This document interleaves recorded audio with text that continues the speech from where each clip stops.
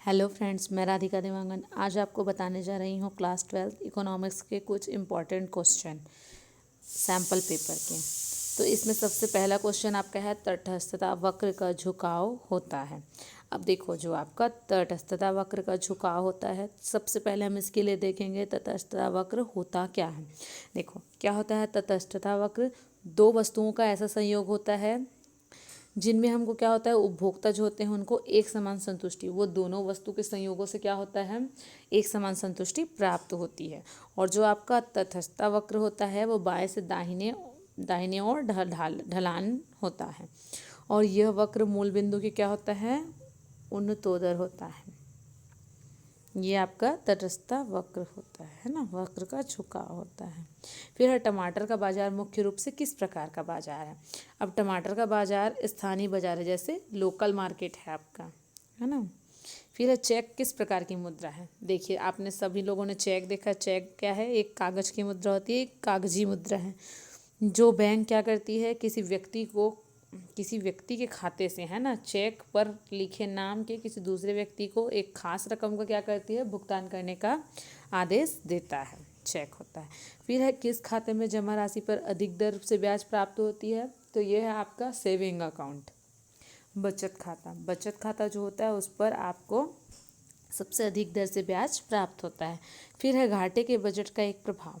घाटे का बजट वह स्थिति होता है जब सरकार का अनुमानित व्यय चालू वर्ष में उसकी अनुमानित आय से अधिक हो जाता है। देखो, बजट कौन सा अच्छा समझा जाता है, जो घाटे का बजट होता है। पहले आप लोगों ने पढ़ा होगा, घाटे का बजट क्या होता है, अच्छा माना जाता है। अब देखो यहाँ पे क्या बोला जा रहा है, जब सरकार का अनुमानित व्यय चालू वर्ष में उसकी अनुमानित आय से क्या होती है, अधिक होती है। ऐसा बजट जनता के हितार्थ में क्या माना जाता है।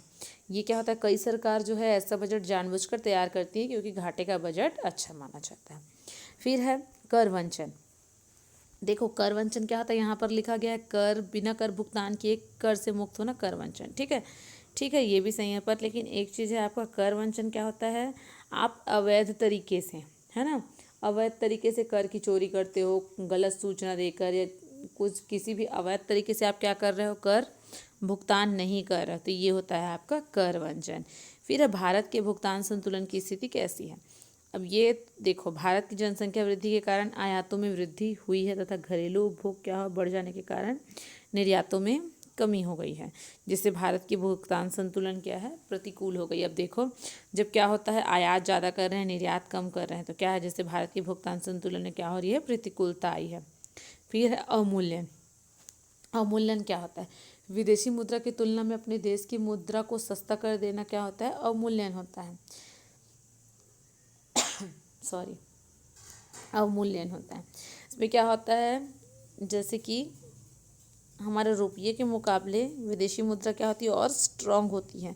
जैसे अवमूल्यन में देश की मुद्रा के आंतरिक मूल्य क्रय शक्ति पर कोई प्रभाव नहीं पड़ता, किंतु विदेशी मुद्रा की तुलना में क्या होता है, वो सस्ता हो जाता है, जैसे मैंने आपको बताया, जिससे कि हमारे देश का माल उस देश को क्या होता है, सस्ता पड़ जाता है और हमारे निर्यात जो हैं बढ़ जाते हैं।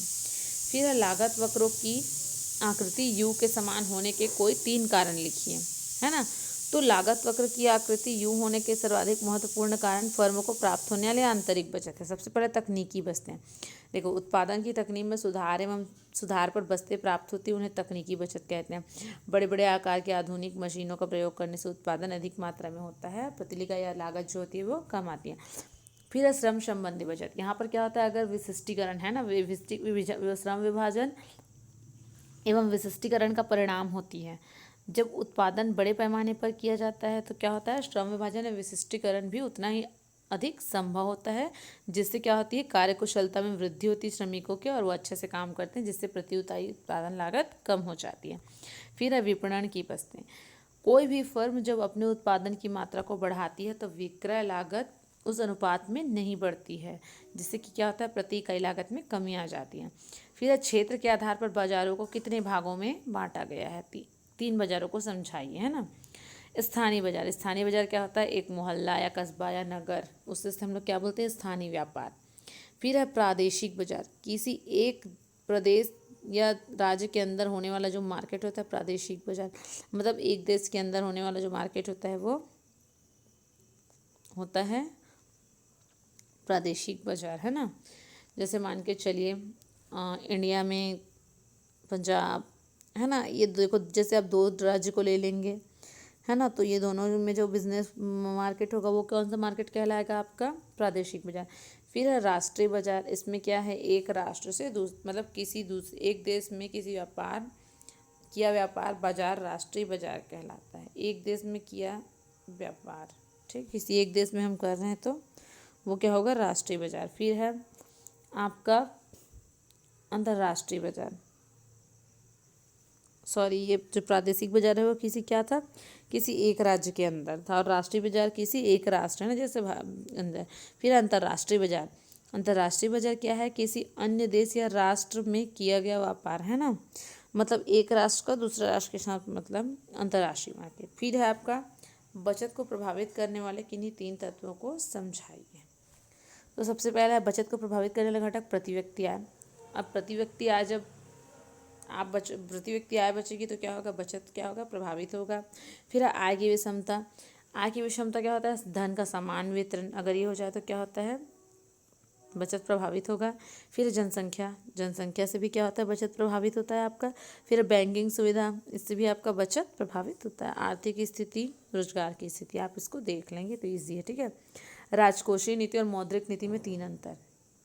मौद्रिक नीति के संबंध में केंद्रीय बैंक पूर्ण स्वतंत्र होता है, जबकि राजकोषीय नीति में सरकार कम स्वतंत्र होती है और प्रत्येक मत की राशि के लिए संसद की स्वीकृति क्या होती है? आवश्यक होती है। मौद्रिक नीति का प्रत्येक क्षेत्र पर परोक्ष प्रभाव पड़ता है, जबकि राजकोषीय नीति का जनता पर प्रत्यक्ष प्रभाव पड़ता है। मौद्रिक नीति पर प्रायः राजनीतिक प्रभाव से मुक्त रहती है राजकोषीय नीति राजनीतिक प्रभाव से प्रभावित होती है। फिर है मौद्रिक नीति का भार या प्रभाव देश के सभी भागों तथा सभी वर्गों पर समान रूप से पड़ता है, जबकि राजकोषीय नीति का लाभ अथवा भार सभी पर समान नहीं होता। फिर है आपका धन्यवाद। आगे मैं ऐसी आपके सैम्पल पेपर्स की वीडियो डालते रहूँगी आपके इम्पॉर्टेंट क्वेश्चन के। आप मेरे चैनल को लाइक एंड सब्सक्राइब कीजिएगा। और यदि आपको PDF चाहिए इसका, तो आप क्या करेंगे, हमारा टेलीग्राम चैनल MPC रायपुर, तो आप वहाँ पे जाके देख लीजिएगा।